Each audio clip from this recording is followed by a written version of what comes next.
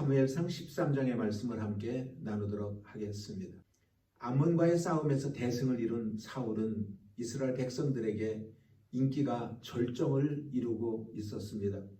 그러던 사울 왕이 인생의 최대의 실수를 저지르게 됩니다. 도대체 어떤 중대한 실수였을까요? 그것은 바로 기다리지 못한 것입니다. 어떻게 보면 별것 아닌 것 같은 실수 하나이지만 그것으로 인하여 사울 왕은 하나님으로부터 버림을 받는 치욕적인 일을 맞이하게 됩니다. 그 내용은 이렇습니다. 사울이 왕으로 세워진 지 2년이 지난 어느 때에 사울의 아들인 요나단이 블레셋 사람들을 물리친 일이 있었습니다. 이 소문이 블레셋 사람들에게 들려지자 그들이 모여서 이스라엘을 공격할 준비를 하고 있습니다. 이제 언제 전쟁이 일어날지 모르는 절박한 상황에 놓여 있는 것입니다. 이러한 상황에 사울 왕은 사무엘이 오기만을 기다립니다. 그래야 하나님 앞에 제사를 지내고 전쟁을 준비하기 때문입니다. 당시 사무엘이 사울에게 전해준 말에 의하면 전쟁에 나가기 전에 이레를 기다리라고 말을 했습니다. 그 이레는 일주일을 말하고 있는 것입니다. 그것은 하나님께서 사울로 하여금 너무 조급해하지 말고 하나님을 의지하고 기다리라고 하는 테스트의 일종으로 보입니다.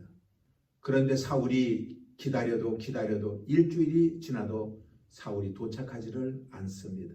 그래서 다급하고 불안한 나머지 사울 왕이 제사를 지냈다고 하는 이야기가 오늘 본문의 말씀입니다.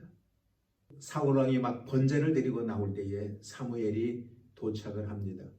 그리고 사무엘이 보니 사울이 기다리지 못하고 제사를 드린 것을 확인한 다음에 이렇게 말을 해줍니다. 그것이 13절의 말씀입니다. 사무엘이 사울에게 이르되 왕이 망령되이 행하였도다. 왕이 왕의 하나님 여호와께서 왕에게 명하신 명령을 지키지 아니하였도다. 오늘 사무엘이 사울에게 말하고 있는 것은 왕이 너무 조급한 나머지 하나님의 말씀을 기다리지 못했다라고 하는 것을 지적하고 있는 것입니다. 그러면 이 일로 일어난 결과는 무엇일까요? 인간적인 입장에서 볼 때 사울이 행한 이 행위는 아무런 문제거리가 될 수가 없습니다. 언제 전쟁이 일어날지도 모르는 상황에서 전쟁을 준비하고 하나님 앞에 전쟁에 나가기 전에 예배하고 나가는 것이 그렇게 큰 문제가 되리라고 생각하지 못할 것입니다. 그래서 사울은 이렇게 변명을 합니다. 11절하고 12절의 내용을 보게 되면은 백성이 나에게 흩어지기에 부득이하여 그렇게 했나이다 라고 말을 하고 있습니다. 사무엘은 아무리 급해도 하나님을 의지하지 않고 기다리지 못했다고 말한 반면에 사울 왕은 급해서 사람들이 흩어지기 때문에 그럴 수밖에 없었다라고 이야기를 합니다. 그러면 전쟁의 결과는 어떻게 됐나요? 전쟁의 결과는 이스라엘이 승리했던 것입니다. 그러나 그 일로 말미암아 사울은 하나님으로부터 멀어졌다라는 것입니다. 14절 앞에 있는 부분만 한번 말씀을 보겠습니다. 지금은 왕의 나라가 길지 못할 것이라. 분명히 사울 왕이 이끈 이스라엘의 군대가 전쟁에서는 이겼지만 하나님께서는 사무엘을 통하여 뭐라고 말씀하셨냐면 왕의 나라가 길지 못할 것이다 라고 예언을 하고 있는 것입니다. 이에 대해서 13장에는 자세하게 언급되어 있지는 않습니다만 15장에 일어났던 사건을 볼 때에 하나님께서 사울 왕을 버리신 것을 볼 수가 있습니다. 전쟁을 앞두고 하나님은 선지자 사무엘에게 전쟁이라는 것에 대해서 뭐라고 말씀하셨냐면 전쟁은 일반 그냥 싸움이 아니라 성전이라고 말씀하고 있습니다. 사랑하는 여러분, 성전이 무엇일까요? 성전은 거룩한 전쟁을 말하고 있는 것입니다. 다시 말씀드리면 하나님께서 약속하신 전쟁이라는 의미가 있는 것입니다. 사랑하는 여러분, 여기에는 한 가지 조건이 있습니다. 전쟁에서 이긴 후에 적군을 다 진멸하거나 빼앗은 물건들을 다 태워버리는 조건인 것입니다. 그러나 전쟁에서 이긴 사울은 그 하나님의 말씀대로 행하지를 않았습니다. 그래서 우리가 잘 아는 유명한 말씀인 순종이 제사보다 낫다라고 하신 말씀을 그때 하셨던 것입니다. 그래서 우리는 사울의 이러한 모습 속에서 사울의 기다리지 못한 행동은 부득이한 것이 아닌 것을 알 수가 있는 것입니다. 기다린다라는 것은 신앙인 것입니다.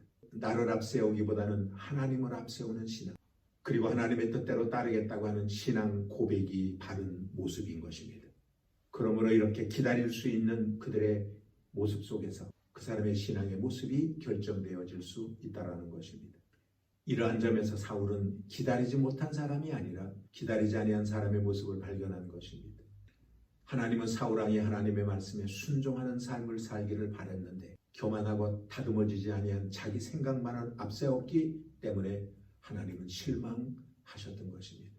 그래서 마침내 하나님은 하나님의 마음에 맞는 사람을 다시 세우겠다라고 하셨던 것입니다. 그것이 14절 뒷부분에 기록이 되어져 있습니다. 여호와께서 그 마음에 맞는 사람을 구하여 그 백성의 지도자를 삼으셨느니라 하고, 하나님께서는 각 시대마다 하나님의 마음에 합당한 사람을 일꾼으로 쓰셨습니다. 물론 모든 사람이 다 그러한 조건을 갖출 수는 없을 것입니다. 그래도 하나님의 마음에 합당하여 쓰임받는 사람은 뭔가 하나님의 마음에 드는 요소가 있었다라는 것을 우리는 확실히 알아야 되는 것입니다. 그러므로 우리는 오늘 이 시간 이 말씀을 우리의 신앙에 우리는 한번 적용해 볼 필요가 있습니다. 지난 주일날 설교 제목 기억나시죠? 하나님이 우리를 기다리시느니라 그랬습니다. 하나님이 우리를 기다리신다라는 말씀은 우리가 하나님을 의지해야 된다라는 말입니다. 우리가 기도라고 하는 한 예를 들어볼 때에 우리는 하나님의 응답이 지연될 때에 기다려야 하는 것입니다. 그러나 우리의 삶의 모습을 볼 때에 기다린다고 하면서도 하나님의 뜻대로 삶을 산다고 하면서도 우리가 앞질러 갈 때가 너무나 많은 것을 보게 됩니다. 결국 이것이 불신앙의 모습이라는 것입니다. 그러므로 우리는 사울과 같이 되어서는 안 될 것입니다. 아무리 사람들이 내 곁을 떠난다 할지라도, 다 떠난다 할지라도 우리는 하나님만을 의지하고 하나님만을 바라봐야 합니다. 아무리 주변의 상황이 위급하다 할지라도 그 이유로 하나님을 기다리는 일을 포기해서는 안 될 것입니다. 사랑하는 여러분, 저는 오늘 13장의 말씀을 정리하면서 기다림과 신앙의 관계를 한번 정리해 보고자 합니다.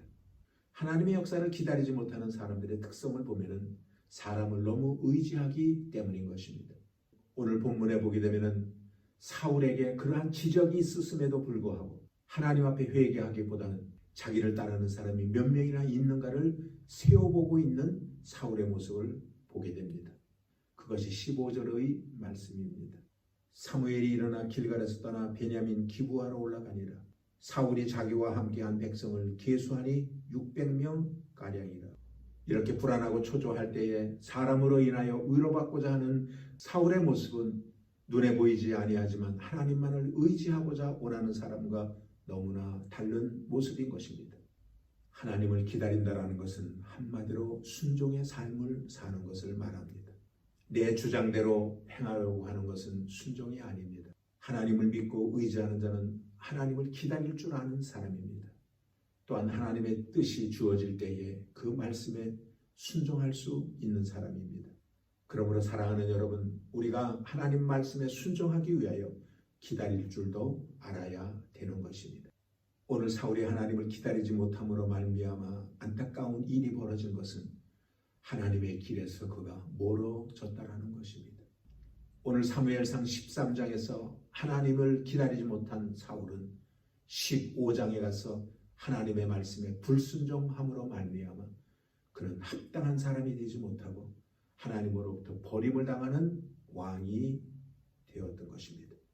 사랑하는 여러분, 이런 점에서 우리는 신앙생활을 하면서 하나님을 기다릴 줄 아는 순복음 야마도 교회의 성도님들이 되시기를 주님의 이름으로 축원을 드리겠습니다.